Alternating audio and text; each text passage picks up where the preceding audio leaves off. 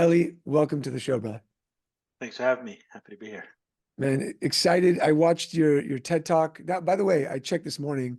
You have 5.9 million views. Oh, we got to get it up to 6. Right? We gotta get it. Like if you're listening to this, you haven't seen his TEDx talk, go on YouTube, put Eli Nash on there, it'll come up. It's a beautiful conversation. It's actually what spawned one of the first episodes that I did here on Tribesmen about porn addiction with your friend Benny Schoenfeld. Cool. And we had a deep conversation about that. But excited to have you here because started following you then, and then you did like the MicDrop, right? You were having speaker events and people coming to speak and their truth and transparency, which just allowed me as a Jewish man to be like, there's more Jewish men speaking and opening up, which is incredible. So I want to start there with you before we get into how you grew up and all that type of stuff and the TEDx talk. Just what made you be able to open up, want to speak up about anything in your life? Because in Judaism, we're kind of like putting this community in a box and we like to put everything under the rug, the good, the bad, the ugly, right? Yeah, I think that, if someone met me as a teenager, they may have thought least likely to do what I'm doing.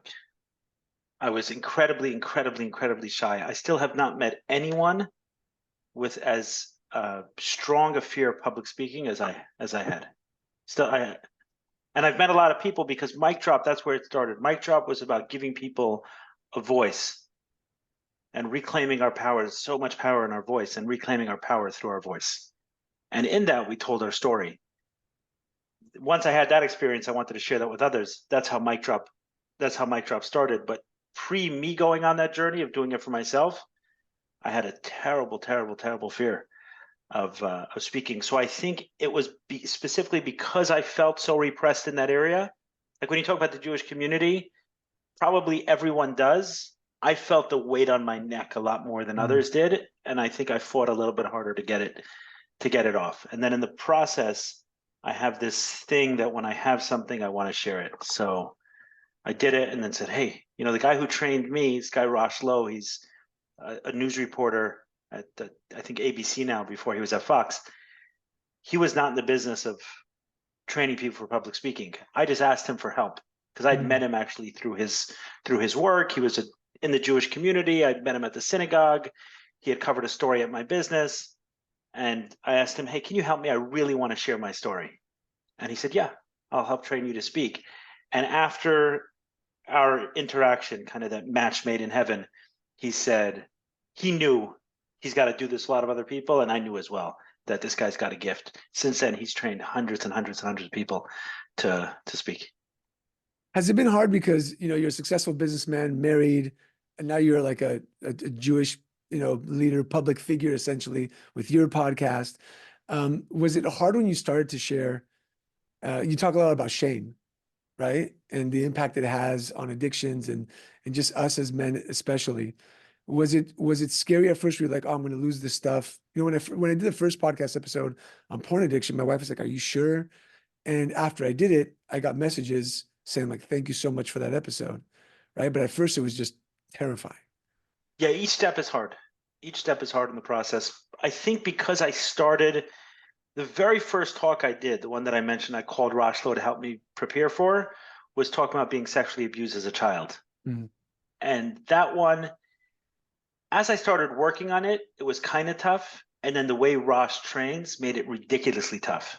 Because I remember coming to Rosh's house and he says, okay, give me your speech. So I had a speech written down and I read it to him and he's like, okay, we're going to do that again. No quotes, no statistics, your story, brother. Tell me what only you can say. If you have a speech that half the world can give, which is the one I had started with, hey, sexual abuse is really bad and these statistics and Elie Wiesel says this and this doctor says that. He's like, no, that's not why you're on the stage. You're on the stage to share what only you can say. And I'm the only one who can say my story in first person version. So say that. And that's what's going to move the audience. So what happened was, in going through that process, that was tough. That was tough. And there are a lot of different business settings and personal settings that I've been in afterwards. And in my mind, I say, I stood up in front of hundreds of people, including family, right? The audience matters. So I stood up in front of hundreds of people and shared the most intimate details of my childhood. the scariest details of my childhood. I can sit through this. Yeah. You know? I see like Eminem in 8 Mile when he goes up to do the rap battle and he says everything bad about himself. And that way the other guy can't make fun of him, coming back. It's like, this is me. This is who I am. Take it, leave it, love me, don't love me, but this is what's on the plate. Yeah, yeah, there's part of that. There's part of that, and there are different reasons people have for not wanting to speak publicly. That's what I've noticed, seeing a lot of different people. Some there's a fear of attention. In my case, and in many other cases, it's a fear of our own emotions. Mm. And for men, you talk a lot about the concept, men and what it means to be a man. For a lot of us, we're taught not to show certain kind of emotions. Anger is okay. Sometimes, right, to a degree. You can get excited at sports games, but other than that, keep it cool. Keep it super cool.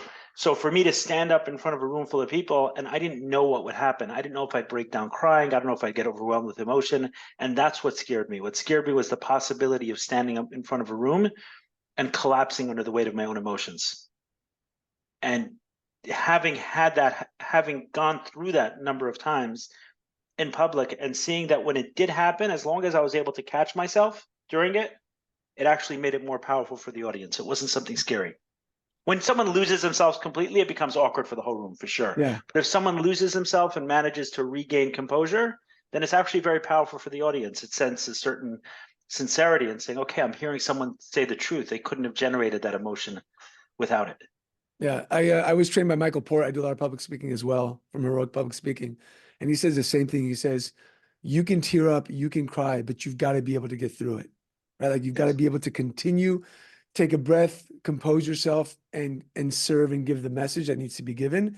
But if you completely lose yourself, that's when you've completely lost the audience as well. Because then Who you is just this? feel bad for you. Michael Port with Heroic Public Speaking.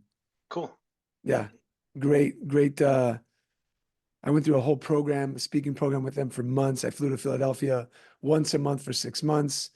And it was one of the biggest lessons I learned was that, because I spoke about my emotions. I spoke about in my speeches about my father working so much and not being there, and like the relationship with my mom not working well, and having to hide through that because of the shame, and putting on this facade of like everything is okay, everything is okay.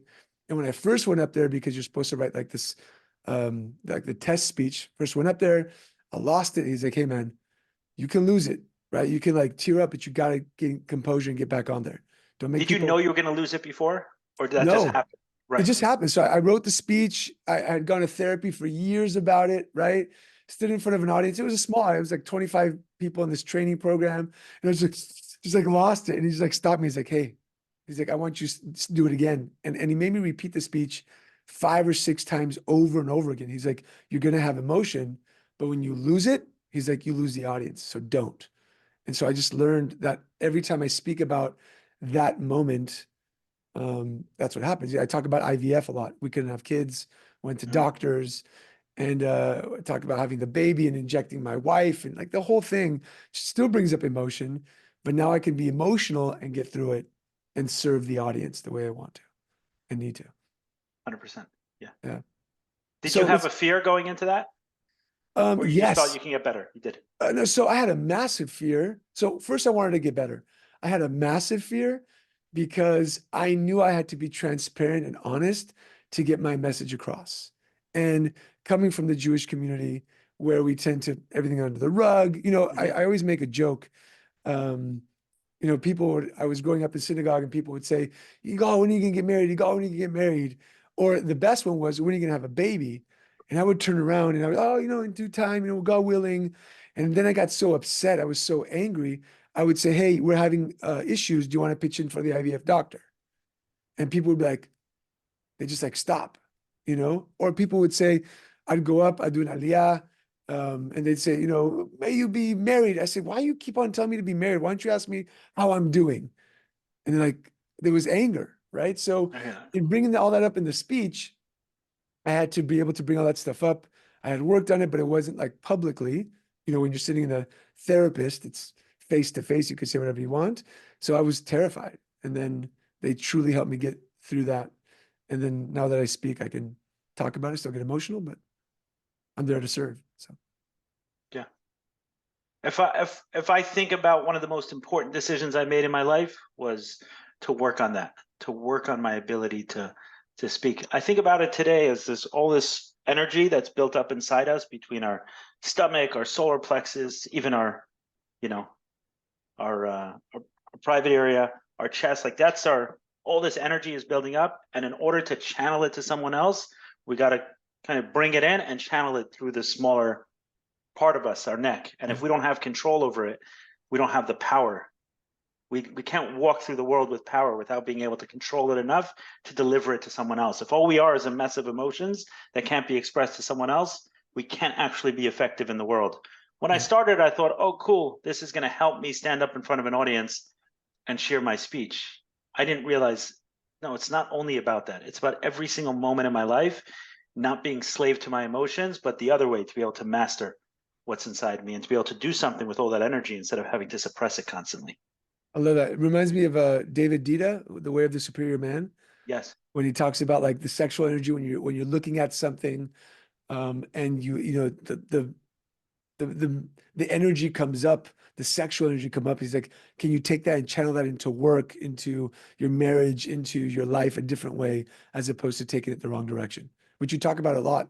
I know in your podcast with shame and addiction, like how do you channel that and what do you do to take that in a positive light? Yeah, I think this is my understanding of the work of masculinity is exactly that.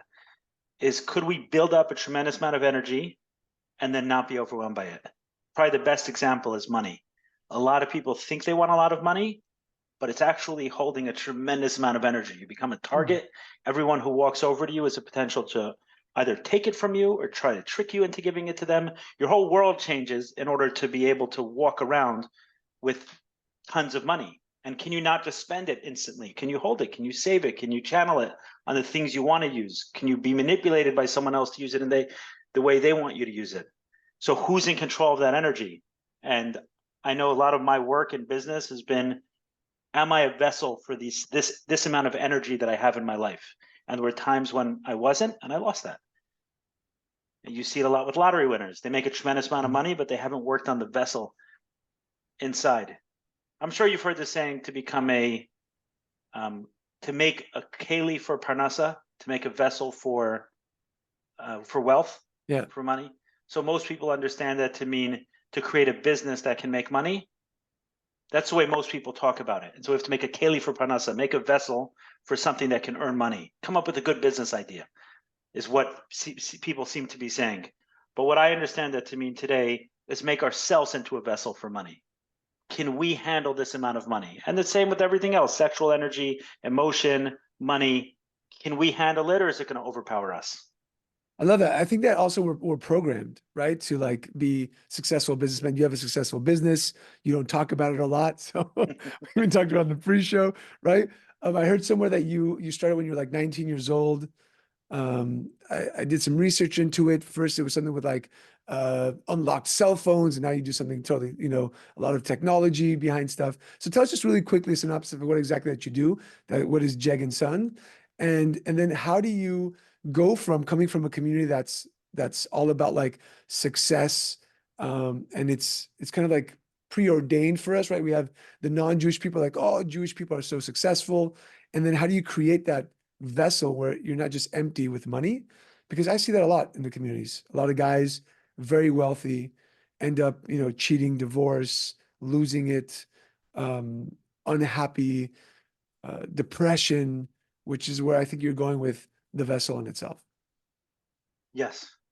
I can go with this in many different directions. So give me one to pick, and then I'll answer the question. So first, let's start talking about the biz, Jeg and Son, how it started, what it does, and then how did you take becoming successful and then in the forefront, creating a vessel that can keep it and be happy with it.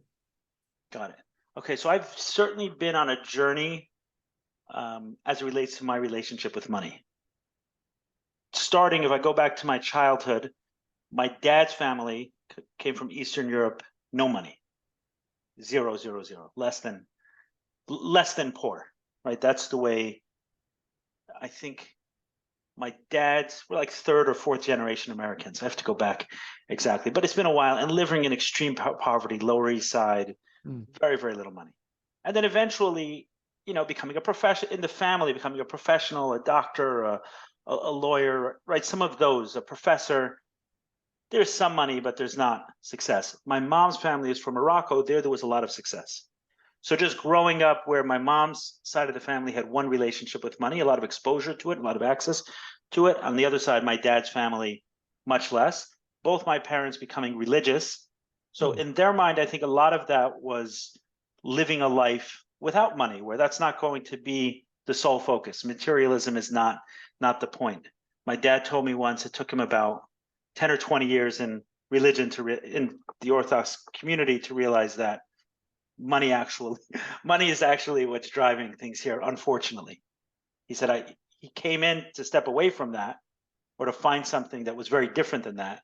And what he found was obviously an area that was controlled by money. But what I saw in my home was one of the most traumatic parts of my childhood, and I've been through a lot as a child, was my parents disagreeing at times. And oftentimes what I heard in the disagreements as a child were disagreements about money.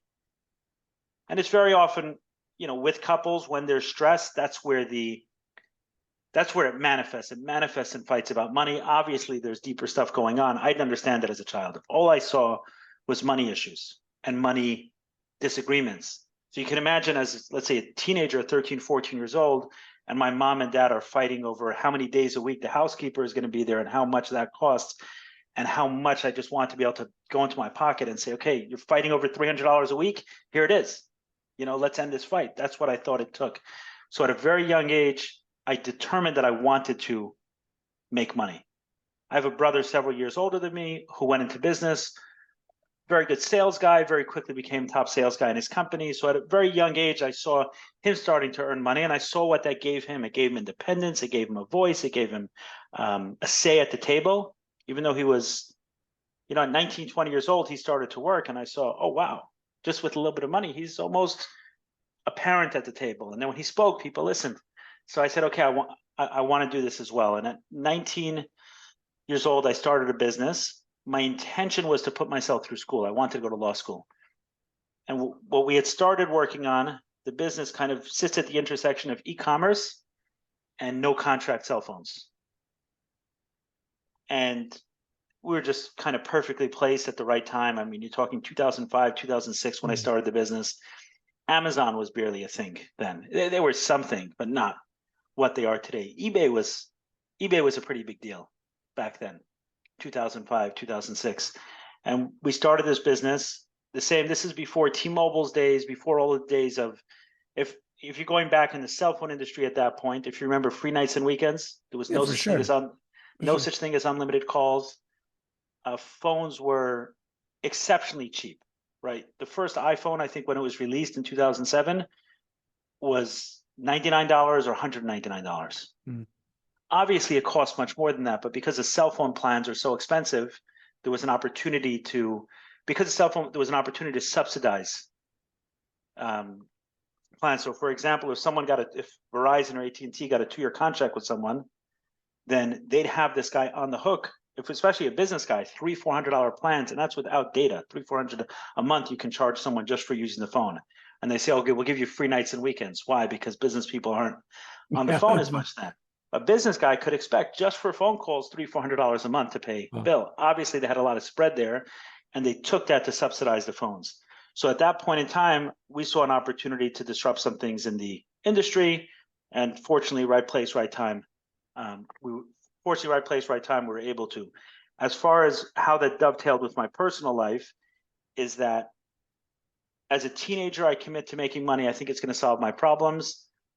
Very quickly, 23, 24, my business hits a certain level of success and the lie is kind of exposed. Money is cool. You can do a lot of things with it, but it doesn't solve all my problems.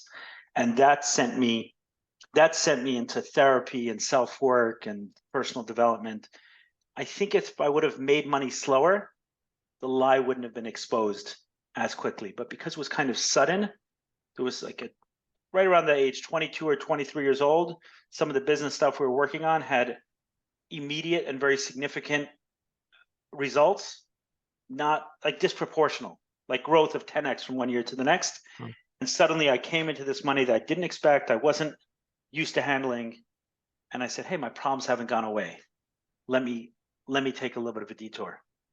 I continue to focus on business, but I also focus very heavily on the abuse I went through as a child, just these experiences that I talk about several years after that, addiction, porn addiction, sex addiction, et cetera, et cetera.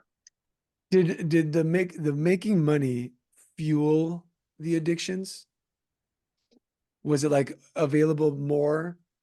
In some ways, not so much because, not like, even though with a sex addiction, there's a lot you can do with money. Yeah. In that regard, it wasn't so much about that. It was more just the independence and not having to answer to anyone. Yeah. It was that. It wasn't, oh, I can go to Vegas and drop 30 grand. What a weekend I could have. It wasn't that that wasn't the way it manifested for me. It was just, I don't have to answer to anyone. I can focus on business. I also had a good excuse to isolate. I'm focused on business. I'm trying to build it. I don't have to be in relationships. I don't want to be in relationships. I'm head down on this. And the only pushback I got to that was what sounded like religious pushback. Oh, we're supposed to get married young. God says to have children. Why aren't you getting married? But the religious noise I was able to push away. I wasn't looking to live that lifestyle. I didn't get the everyday criticism from people. Hey, how come you're not in a relationship? How come you're not trying to date? How come you're not interacting with people? I was isolating in my own little world. I'm trying to build a business. And that was supported. I was encouraged. A very similar situation. My brother and I, we opened up a chain of pawn shops, became successful. And the addiction, my porn addiction, grew. Now they had money, went different places. And that's why I asked that question, because for me, that's what it gave. It also gave where people were looking at the success as opposed to the person. And I started to look at the success as opposed to the person. That's why I asked the question.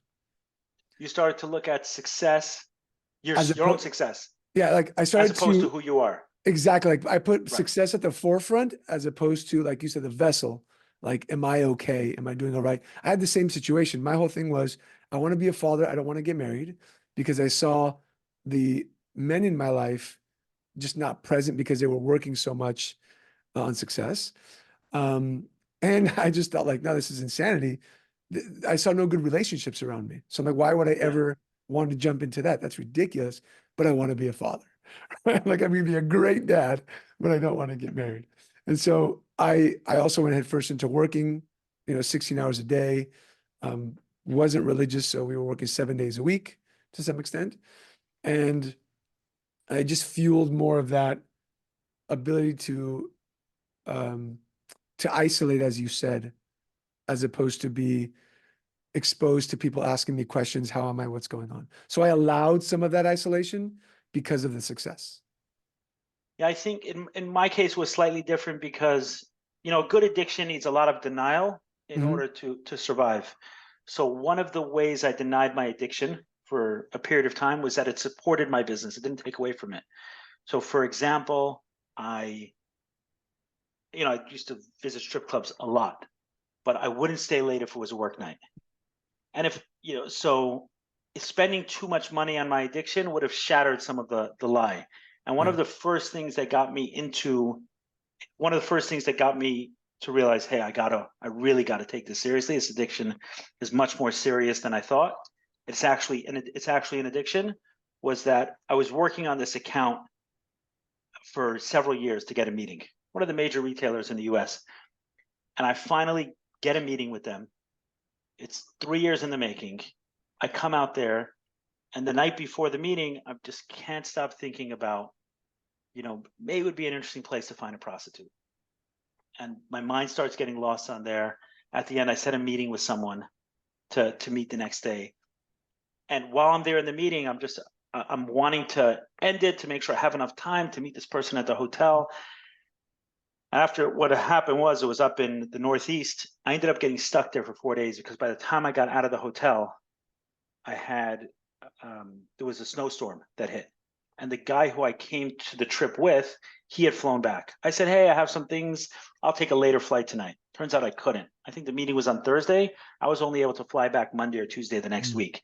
So I had 3 or 4 days to sit in the reality of this lie that I was telling myself for a long time is that my addiction doesn't affect my business. So while I did not spend a lot of money on my addiction because of that, I didn't go crazy. Otherwise, I would have said, hey, it's not supporting my business. Yeah. Once it started really eating into that part of my life, I said, okay, this is something that needs attention for me. I love it. So you were just aware at that point. Now mine exploded during my wife's second pregnancy. She had hyperemesis. She was in bed for 7 months. And I used it as a crutch of like, well, I'm not cheating, right? So I'd rather just watch porn and masturbate, and that way I'm not Right. going to cheat, that's where it exploded and went. Right. So imagine that lie that you're telling yourself is I'm not cheating. So imagine one day you did go and cross the line, Yeah, right? Then all of a sudden the lie gets exposed. And that's what would have happened if I spent too much money got on it. addiction. Is that Makes- same thing, is that you need a certain lie to support the addiction. Addiction can't survive without a whole host of lies around Wow. it. Love that. You talk about shame as well a lot with the addiction. And I think that in the Jewish community today, the one that I live in especially, there's a lot of shame in men. And even with friends that we've had, I have friends who have been my friends for 35 years, right? And we share very superficially. We share, what happened 15 years ago when I went to Israel with the youth group. And there's rarely the occasion where someone comes up and says, hey, my marriage is plummeting. I'm talking with my wife. We're sleeping in separate rooms. My business isn't doing well. I have an addiction. All these things out of shame. Yet you talk so much about wanting to connect, right? That's like the antithesis of the shame. It's like we want to connect, and so we don't share ourselves. So working on the vessel, what do you recommend to men who are going through these situations, who have a lot of shame, to be able to disconnect from the shame, work on the shame, to be able to actually share and connect with those that they want? Yeah. So the first step I find is we gotta avoid anything that escape, numbs, or distracts us.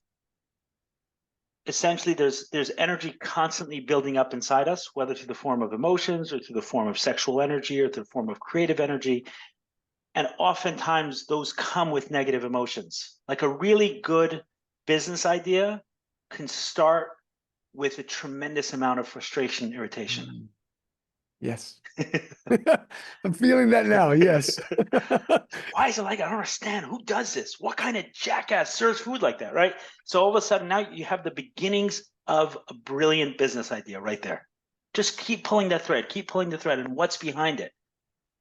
I'll give you an example with my business we're talking about a little bit, is as I started noticing the way customers were being screwed by the man, I'm like, what kind of thing is this? Would we buy a laptop or a TV and have to go to Hotwire or Comcast to buy it? And then they'd make the computer or laptop only work with their service. And if someone tried to make the computer work with anyone, it'd be like, hey, it's jailbroken, it's unlocked. I don't know if you remember this going back to Yeah, what it was like. for sure. But some of these first phones were sold, the Blackberries, and it's like you can only buy it on Verizon. Why? Is it mine or is it Verizon's? Whose is it? I'll tell you so much what I remember back in the pawn shop when I had them. An unlocked phone that we got in was worth so much more than a regular phone because they can take it and go anywhere. It was like a freedom, right? And so the market was incredible and reselling them, by the way. Thank you. And that people paid a lot more for an unlocked phone because they didn't want to go to AT&T or I forgot what it was called back in the day, but it was like an Singular. orange logo, Singular Yeah. Wireless, exactly. And they can go anywhere that they wanted to because either they had bad credit with Singular or they didn't pay Singular back, whatever that was. And so there was more value to it. Right. Today, a better term for it is no contract cell phone, that you're buying a cell phone without a contract. Even that term, unlocked, or another favorite that was put out for a while was jailbroken. Yep. Yeah. I'd go to meetings with potential clients. I'd say, hey, this is what we sell. We sell no contract phones. And they'd say, is it legal? I'm like, is what legal? Is buying a phone that the customer owns? Like, not only have they played a game on the customer by selling them something that they can't even use the way they want to, but then they convince them there's something wrong if they do something about it. So I said I think at the time, Germany was one of the first countries which said this is not legal. Germany, all countries. I think it was them. This is going back almost 20 years. So I may be dated, but they said, hey, this is not legal. A company can't sell a phone to someone and tell them they can't use it the way they want to. Yeah. And if we saw it with a TV, imagine you buy a TV, a big, beautiful TV, it says only Netflix works on it. But I want Disney, I want Apple TV, I want these other options. What are you giving me only this option? And then the manufacturer of the TV said, oh, it is the best TV and it's amazing and it has unique capabilities, but you can only get it through Netflix.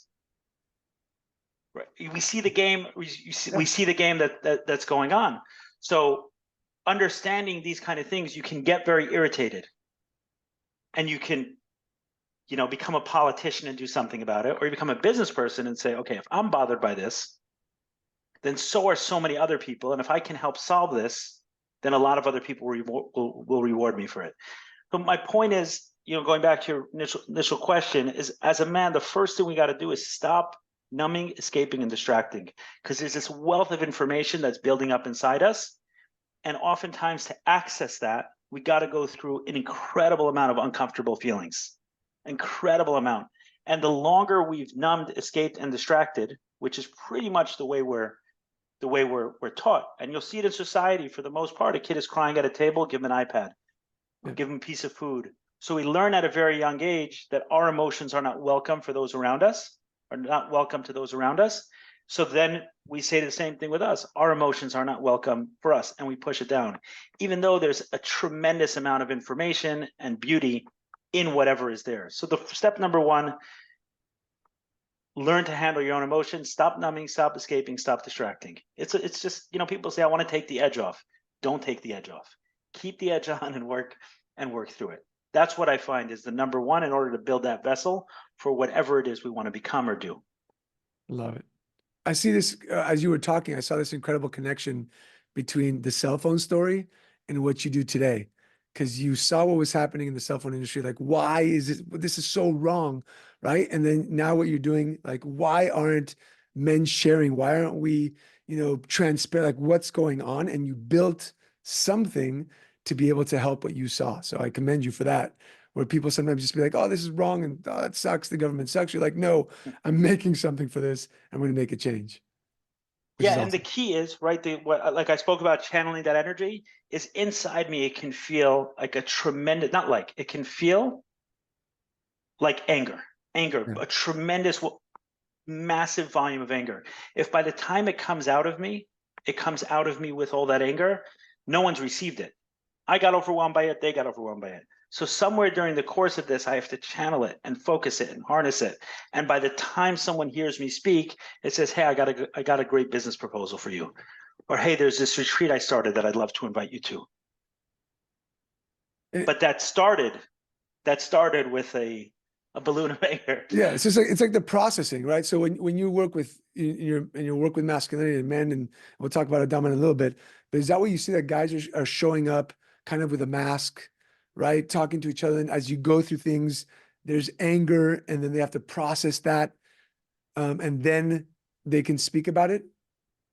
What I find is there's usually a level above the anger. So many of us have disconnected even from the anger, and there's numbness above that, and sometimes there's unawareness to the numbness. So you start talking. So that's kind of the pathway that I find, is these emotions kind of get stacked, and sometimes you'll talk to someone and I'll sense anger, or I'll sense a disconnection from themselves, but when I ask them about it, they don't. No, everything's good. I'm not angry. I'm fine. And as you start pulling away, sometimes people will say, we find this a lot at Adama, kind of day 2 or day 3, we'll say, wow, I'm so incredibly numb. And numb is a feeling. It feels like the absence of feelings, but it's actually a feeling, because now suddenly someone is in touch with something they weren't previously. So if you walked into a casino, let's say, and I had dinner in a casino a couple of years ago, and it was the first time I'd been in a casino in years. So I had to walk through a casino in order to get to the dinner spot. It was in Hollywood at the Hard Rock there. So some sushi place, but the way I came in was walking through the casino, and all I saw was zombies. That's what I experienced. But if I walked around, I don't say all I saw what felt to me like a lot of walking zombies, people who were just not feeling in their life and walking around almost as if programmed. But if I walked over to them and I said, hey, are you angry? Are you numb? Are you disconnected from yourself? They probably wouldn't have said that because the level of disconnection was very high. So eventually I find that someone accesses the numbness and they can feel that and say, wow, I'm numb. And then if we can get a level below, oftentimes with men, there's a tremendous amount of anger. And that anger is hiding sadness or grief or some tremendous loss that they haven't processed. And then once we get through there, then is the hope, the victory, the possibility of life. I love that possibility of life. I think that a lot of men go through that, the numbness, the anger. It's happened to me and my friends. Let me ask you this question. In Judaism, we're supposed to be, or we're taught to be present, joy, live life. Yes, there's rules, but those rules are supposed to make life even better. And we're kind of taught in this weird way to be joyful and enjoy life and be present, yet it also pushes the numbness in essence, right? Because I see it in a lot of, like, I have a lot of Christian friends, let's say, right? And they're all about the work and their events, and they go and they, I went to I was invited by my chiropractor, who was a pastor of a church, and he said, you all come to this event. I'm not going to try to make you a Christian, to convert you. I know you're like steadfast in your faith. And there was 1,000 men, and they're talking about Samson and Delilah. And all of a sudden, the pastor says, if you have a porn addiction, stand up. And Eli was insane. 600 men stand up, right? Oh. And the pastor says, all right, brothers, put your hands on your brother. And then every guy had like 2 hands on him, right? And they were praying together. And I started to cry because I was like, wow. I was like, the power in praying for each other because we were able to be open and honest. And I don't see that happening amongst Jewish men, essentially, right? In the community that I'm in. Which So community are you a part of? so I'm in I'm in San Diego. I'm the president of a Sephardic synagogue. It's like a modern Orthodox where we have 3 people who are Shomer Shabbat and the rest of everybody else is traditional. They are Israeli, Mexican, South African, Turkish, like myself, from all different places. And they're just, I don't feel that, come here, that brotherhood, right? It's why I started Tribesmen, is to build the brotherhood. I'm going to guess it's why you started Adama at some point, was like, let's build this brotherhood. So my question is, how does a Jewish man, how do you deal with that? How do you deal with going through life the way that we've been taught to, right? Growing up, and then this new way of thinking that you've kind of seen the light, which also connects Judaism to that. Because a lot of guys do it through ayahuasca, they go elsewhere. Yet you're building it through your Jewish roots. Yeah, I think oftentimes it takes us leaving it in order to come back and then find the beauty inside it. That's kind of the hero's journey that Joseph Campbell talks about. We got to step out of the city that we were raised in, go on a search, and then we come back home and we say, okay, I found something very different, but it actually exists here too. And I see with the Torah and Judaism is whatever someone wants to find, they'll find a source for it. Literally anything they'll find a source for. So 99% of the time, the information that's being shared with us is not clean Judaism.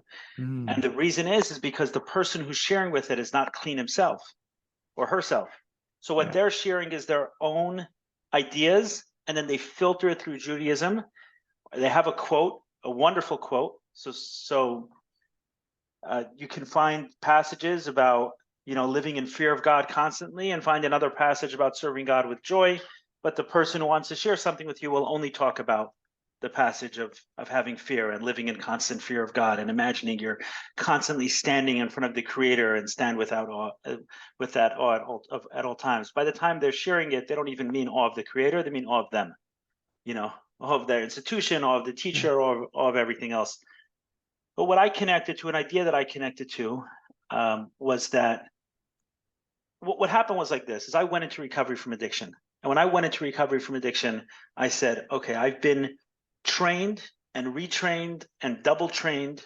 I deep fried, double fried, refried everything within Judaism. And I came out like this. So you've had crack 1, crack 2, crack 3, crack 4, and this is how I am. I'm depressed, I'm anxious, I don't believe in God. What I would say is, I don't believe God exists. I don't think God exists, but if he does, I hate him. Mm. So that was a product of years and years and years of being taught in a yeshiva, which is pretty unbelievable. That's a group of, I want to say a group of people because they weren't all working together, but as far as the community is concerned, I grew up in the Chabad community, and the Chabad community has two worlds. Chabad community is the internal Chabad community, and then the external that's shared with the world. It's a very, very different message. There's a very accommodating message on the outside. Internally, it's very tough. And part of the challenge in Chabad is that we're hearing these conflicted messages. So if we feel like, hey, God is so punitive, why'd you deliver this message of God is so punitive? And we bring it up with someone, they say, no, that's not the way we believe. So now you're like, okay, but you've said everything, you've demonstrated exactly the opposite to me for the last 20 years. But now that I pointed out, you say, no, our Rebbe doesn't believe that. So there's a lot of very conflicting and contradictory messages. But what I knew is that this was the net result of that. And they gave it a fair shot. So I was willing to throw that all out because the net effect of everything was it wasn't working. I'd come across at some point, actually, I'll tell you better. It was a school I was in Mexico, a Chabad school. And every morning, this guy who would wake us up, in Yiddish, is called a vecker. A vecker, which is like fucker, but it's a little bit different. A vecker. It's very close. Yeah. So they would come around waking us up. And this one guy, he would play on record this talk of the Rebbe where he would quote from King David from the Psalms. It says, Tamu Ru'u ki tov Hashem, which means taste and you will find that God is good. Taste and you will find that God is good. And one day it hit me. And the guy had woken me up with it so many times where the Rebbe would say it, then he would translate in Yiddish, like search and you will find that God is good. And at some point I said, like, this is not good. Whatever this is, then I mean, it's not good, so it can't be God. So I threw it away completely. I said, if it's true, and the Jewish God is true, then King David is true. If King David is true, this is not, I'm good with throwing it away. And I let it go. But I was really open. When I went into recovery from addiction, I went to 12 steps, and obviously there's heavy Christian influence, as much as people say there isn't. There is heavy Christian influence in there. I was open. If someone would have invited me to a church, I would have gone. And I had this one sponsor. The first sponsor I had was a Jewish sponsor, and he was not religious, not spiritual, not religious, didn't believe in God. He told me that God stands for a group of drunks. The higher power that it... I've never heard that. God, don't get angry because I laughed. He said the higher power, he says, make the meeting your higher power. Make the what they say a lot in recovery is make the doorknob your higher power, right? Just make your higher power walking into the meeting, opening that door. Make that your higher power. You don't have to take the religious higher power. But it wasn't jiving with me because the message in recovery is, oh, God, higher power, spirituality, meditation, prayer. Like, no, this isn't working. So I was talking to a buddy of mine in recovery around the same age and who had come in around the same time. And he says, you got to meet my sponsor. He's got spirituality right. This guy was a Christian monk. He's passed since, but he was a Christian monk. He lived in a monastery at some point in his life. And obviously he had his addiction and his troubles and his problems. But when I sat with him the first time and I said, I know I wanted something over here. I know there's something in these meetings. I see people have it. They tell me their stories. When I share from pain, I see the look in their eyes that they understand me. That they understand me from experience. But today I see them happy. Today I see them joyful. Today I see them living purposeful lives. The amount of laughing in recovery meetings is unreal. You go to meetings and numerous times during the course of the meetings, people are laughing uproariously. I was like, what is going on? I'm coming to a meeting, we're supposed to be suffering. And here everyone's laughing. So I saw that people had something I wanted and they keep talking about spirituality. So I went to this guy and I said, okay, how do I get it? And if he would have told me come to church, I would have said, okay, I'll see you there Saturday. Let's go. Or Sunday, whatever day he goes to church. And he said, Eli, he said, I'm going to tell you something. He said, you're going to know your healing has taken place when you find a way to reconnect back to Judaism. I'm not recommending it now, but he planted the seed inside me that at some point in time, I'll reconnect in some way. And that will be a meaningful moment in my recovery journey and my spiritual growth. And it took a long time, but I'll share one more anecdote Please. That may be helpful. So we're taught, the Rebbe used to say it all the time, that the stories of our forefathers are symbolic for us. More than symbolic, they're guideposts for us. So all of these stories, especially the ones that are said in the Torah, it's not repeating history to us. It's saying, here, we're going to tell you Abraham's story. Why? Because that's going to be your story one day. We're going to tell you Isaac's story because that's also going to be an element of your story. And all of these stories, there's something to learn very meaningful in your life. So I thought a lot about Abraham, and I said, okay, this guy was a Jew. He had no rabbi to go to. He had no synagogue to attend. He had no prayer book. He had nothing. All he had was an honest search. So I said, why can't I tap in to Abraham's energy and say, I'm going on a search. If he was good, going on a search, just an honest search, I have nothing but curiosity. And I'm walking the world with curiosity. The only thing I have is a genuine search for truth. Then in the process, what I find is what I find. And I think it took, I know it took a certain amount of completely letting go of the Judaism that I was raised with and knowing that I stand good with Abraham. I'm following in his path. And what I've shared, Really? Matt, it says, we were told the story of Abraham smashing his father's idols. And what I've concluded is that that's not because Abraham's father was worshiping an idol. It's not only because of that. He also had to smash his father's God, meaning all of us have to smash our father's God. If the only relationship we have with God is that our father had it, or someone else who's a father figure, then we don't have a personal relationship. We don't get to take someone else's God and say, okay, I'm going to borrow that relationship too. No, you got to go on your own search. Your father's God is an idol. Smash it. And now see where you go. And I was open to everything. I was open to not praying, not putting on tefillin, not keeping Shabbos, not keeping kosher, everything. I'll throw everything out and I'll start my search anew. And I wasn't afraid of punishment. I wasn't afraid of things going wrong. I said, I knew I was good. I was in good hands. And I still connect to that energy over and over and over again. Is yes, now I'm more religious and I do certain things. I keep the Sabbaths and I'm more kosher than I was and I pray more and I learn more. But Abraham is still my guy. Anytime I need to, I tap into that energy of the search for truth. I don't know if there's a Jewish word for like preach, right? Because that was really good as we were talking about Christianity there too. But I think that's what there's a lot of guilt in that. And we talk about shame. And a lot of my friends, I have a friend of mine whose father was like religious and just a great guy and so connected to God. Father passes away and he just said, fuck it. Like nothing, right? There's a guy who wore tefillin every single day and he just went the opposite way because he's so angry at God that God took his father young with cancer, right? So there's like no belief. He's pissed. And so, and then I always tell him, I'm like, bro, like this is not what your father would want, right? Like your father wouldn't want this disconnection from God because he died of cancer early. But the way you put it about, cleaning the slate and the story about Abraham, I'm gonna have to go back and listen to this a couple of times because I come from Turkey. My parents were not religious. Actually, my dream was to become a chazan. So I want to go to yeshiva in Los Angeles. They said no because my family wasn't religious. They're like, nope, you're, bad influence in here. Absolutely not. Wow. Rabbis' conversations from the day schools and letters. They said, now you're welcome. And I gave them the finger. I'm like, no, thank you. It's not being accepted. So I went to do other stuff, some crazy stuff. But just being able to like break your father's God, like that visual, and then release to go find your own way. It's incredible. I believe that there's no better way to put it for me. I believe that Judaism has like magic in it, right? There's like, it's incredible power. It's incredible wisdom that we're taught through, and you said this so well, through other people's trauma, essentially. Yes.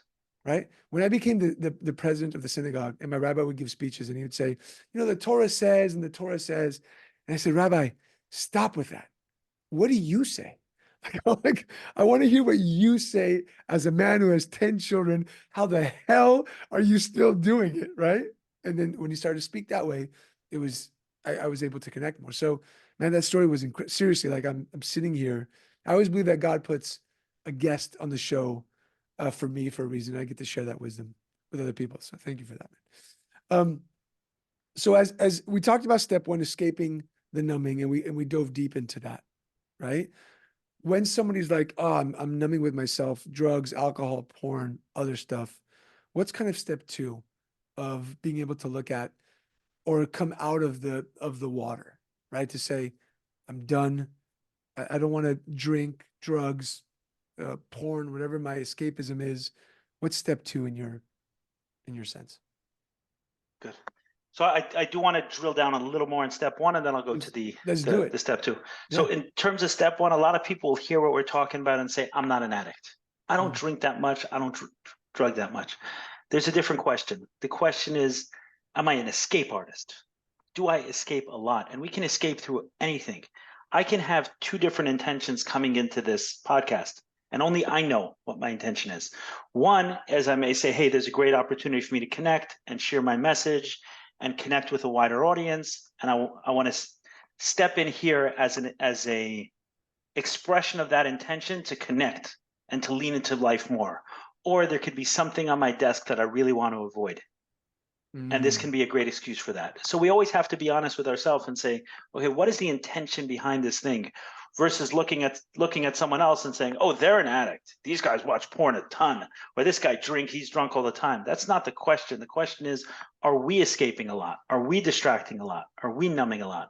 There's a writer who says, almost all the problems in the world could be cured if man had the ability to sit in a room by himself alone quietly. So that's the question. The question is, can we sit in a room by ourselves quietly with our own thoughts, our own feelings, emotions, and just not spaz out, just not lose ourselves? And for many of us, I know for myself, we can't. And it's not exclusive to those who call themselves addicts. This is the journey of life. It's just hard to sit still with ourselves and with what's coming up. And the second is to pull at that thread and say, okay, what is there? So once we're no longer numb, is respect the fact that there's massive amounts of intelligence running through us. And if there's a certain amount of sadness that needs to be processed, go and process that.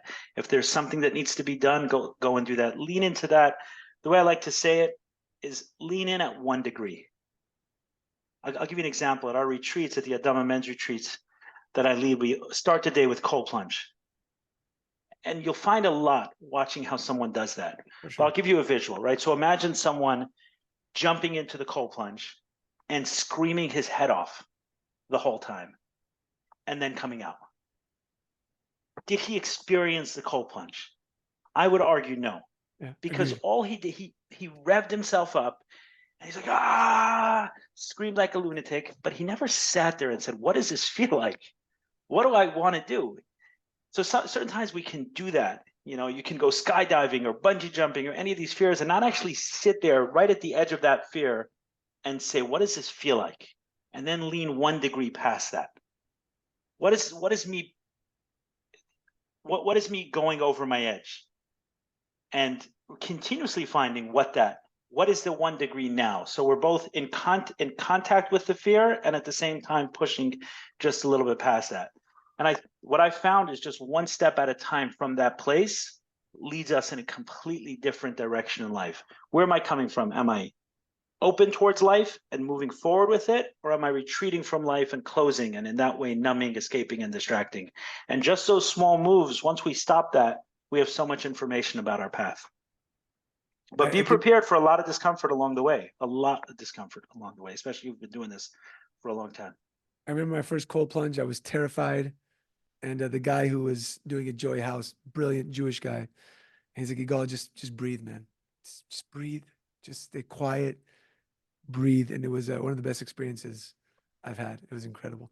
And then I go to Israel, I go to Tzfat, and I visit the famous mikveh over there. It's like May, and I jump in, and it's ridiculously cold, right?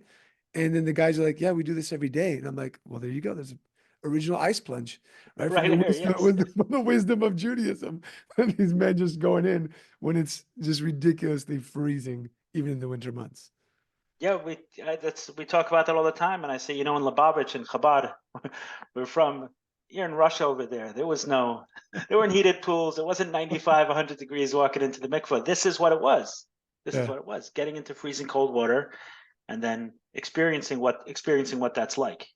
But truly experiencing, not escaping, not running from it, not finding a way to avoid being present with it. There's a men's coach, Garrett J. White. I don't know if you've heard of him. He was very famous with this movement called the Warrior Movement. And the way he got so famous was he did a video that the first thing, and he just kept on repeating, he's like, stop fucking lying. That's what he would say. Right. Stop fucking lying. And that's where like all the work came from. He said, men need to stop lying to be able to start creating the vessel, like you talked about, of success, of peace, of prosperity, of parnasa, of all that stuff to be able to move forward. So I first want to say thank you for putting something together that's been, by the way, transparent on my mind for many years to do. You and Mary, you guys got it done. So congrats. And I love it because a friend of mine from San Diego who moved actually went to the first one and said it was incredible. And I think I can mention his name because Yeah. his pictures and videos are everywhere. Is Rabbi Maimon, Oh, who was awesome. Yes. yeah, Yes. he was a rabbi here in San Diego for a while. Very spiritual guy. He actually led the first meditation chakra services that I've ever been to, which was beautiful. And I don't know if he sang for you guys, but he has an incredible voice. No, he No, didn't. No, he didn't. he is an amazing chazan, by the way. Incredible. Yeah, I think he made a kiddush. Well, if I remember correctly, I think he made kiddush on Saturday afternoon, but I don't remember him doing it with cantorial voice or anything. But one of the things he did immediately afterwards is start working on his speaking, which is interesting. I found it very interesting that he chose to because he was a trained speaker and he spoke all the time. Mhm. But there was something about the type of communication we offer, which we offer is kind of what I learned, which is speaking from our experience and sharing that. And shortly thereafterwards, he started making more videos and putting it online as a way to express that. So there is a big difference, and I find that a lot with rabbis, unfortunately, is that instead of becoming a liberator of sorts, it becomes an imprisonment for them. And they actually don't feel like they can tell the truth most of the time. There's a party line that they have to speak to. I did a podcast recently. If you haven't seen it, I recommend. I released it recently with a gentleman named Avi Wolf.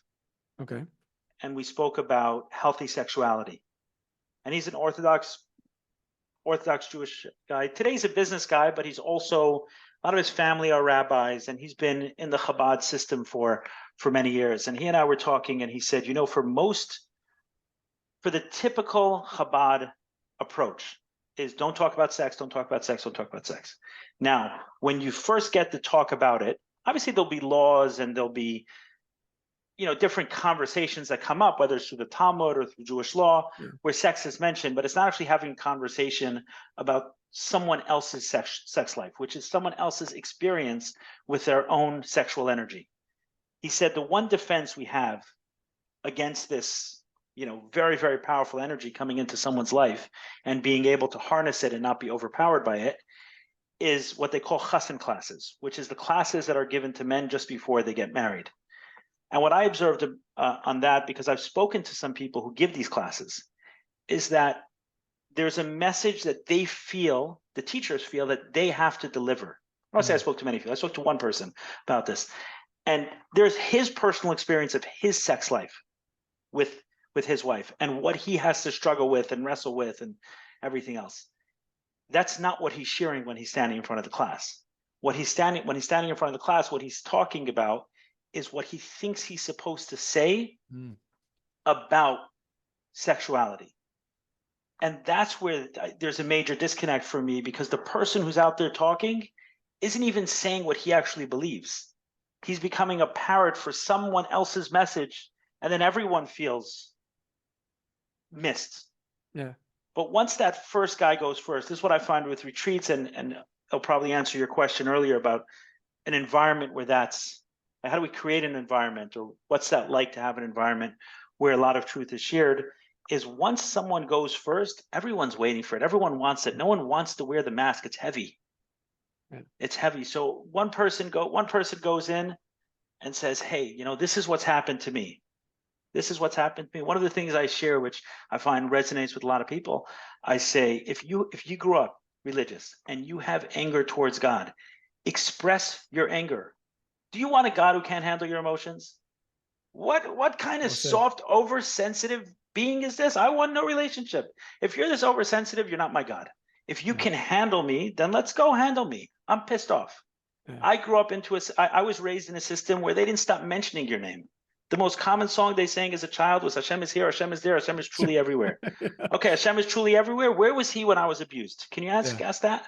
Because Oof. all these guys, I'm told, were there. The rabbi, and his father was a rabbi, and his uncle was a rabbi, and I'm following Jewish laws. I can't talk to the girls. I can't talk to the girls, but the boys can abuse me.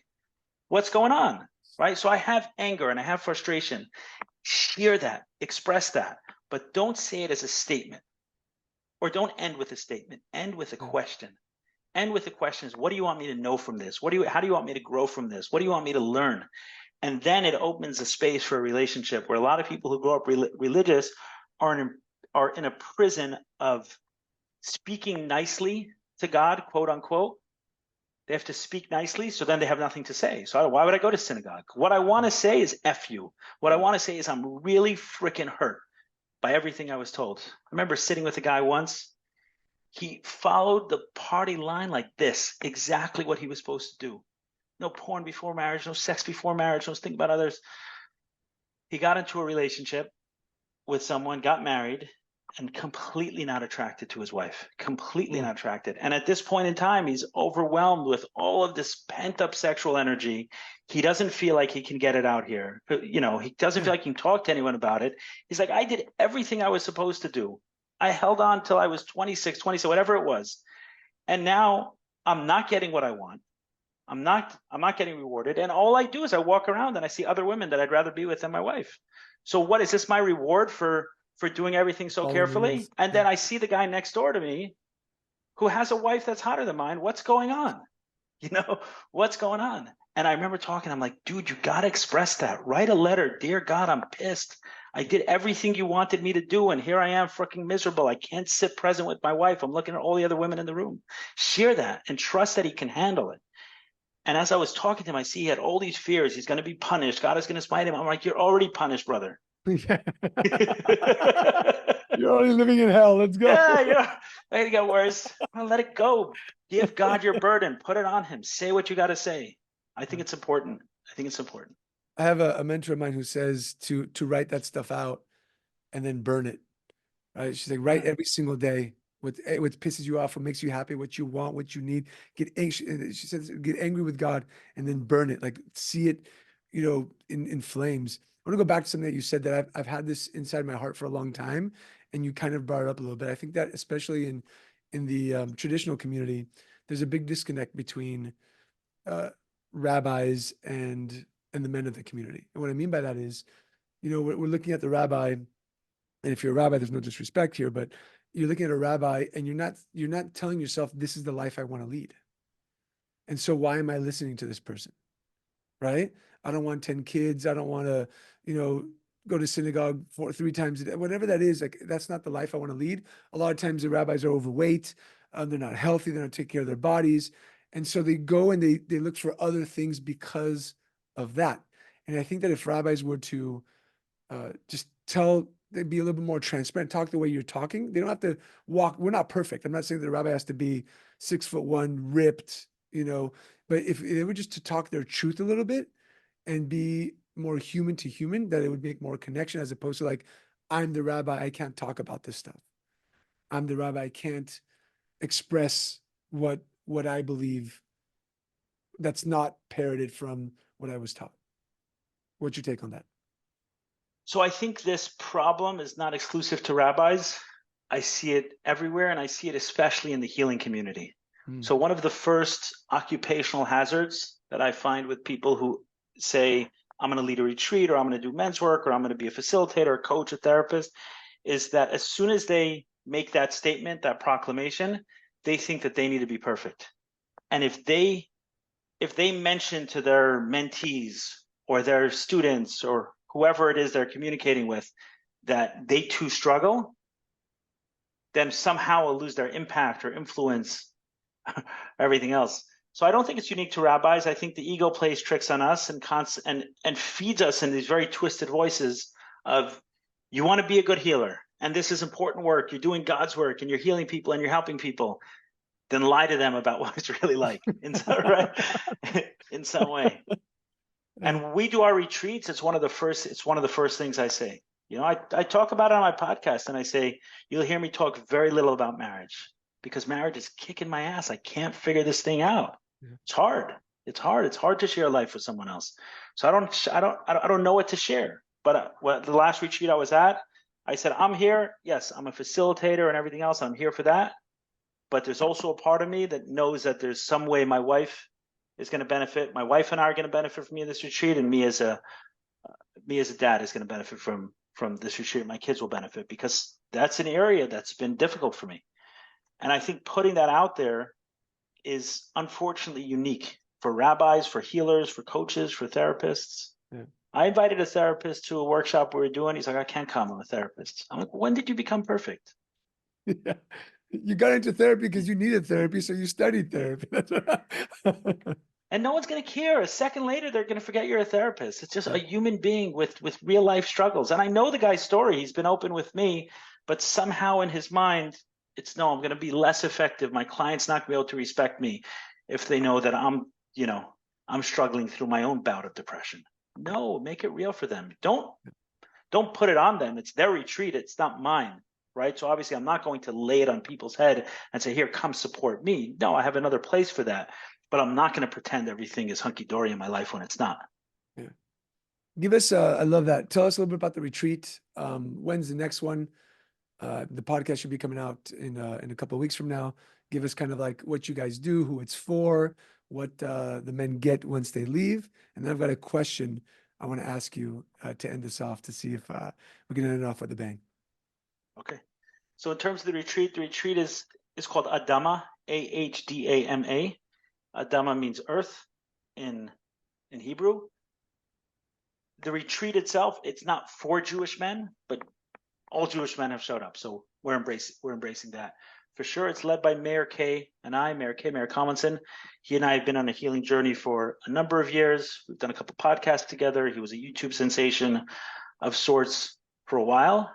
And eventually, through his own life journey and dealing with his own depression, a lot of it which he was public about, he went through a healing journey through addiction, just as I did. And during it, we worked closely together through that process. So we really formed a beautiful relationship between us, leaning on each other in different ways in order to get to the next phases of our journey. And at some point in time, as he began leading breathwork workshops and ecstatic dance workshops, I mean, he's an incredible guy, incredible healer, incredible facilitator.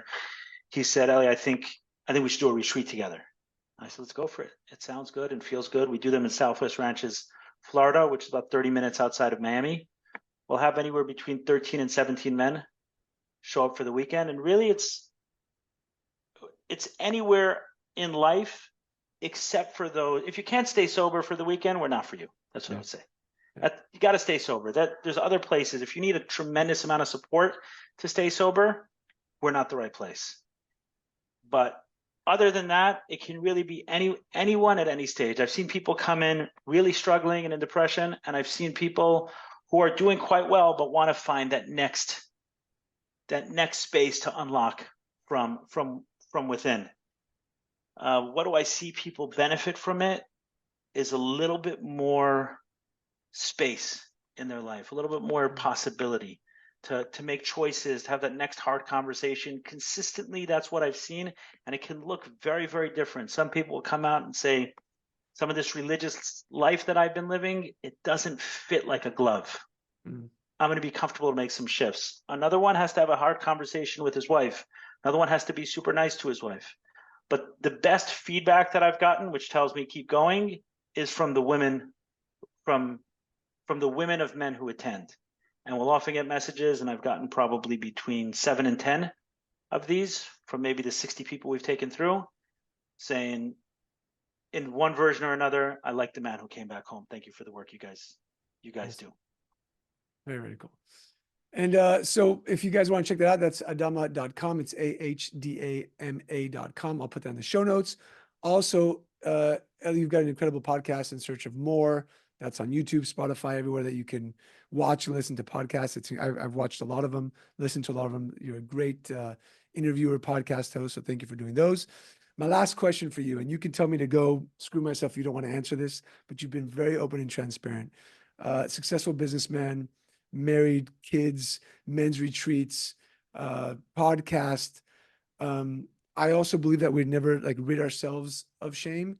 What's the one thing that still upsets you, bothers you about yourself at the moment that may bring you some shame to it that you want to work on to continue to become a better man?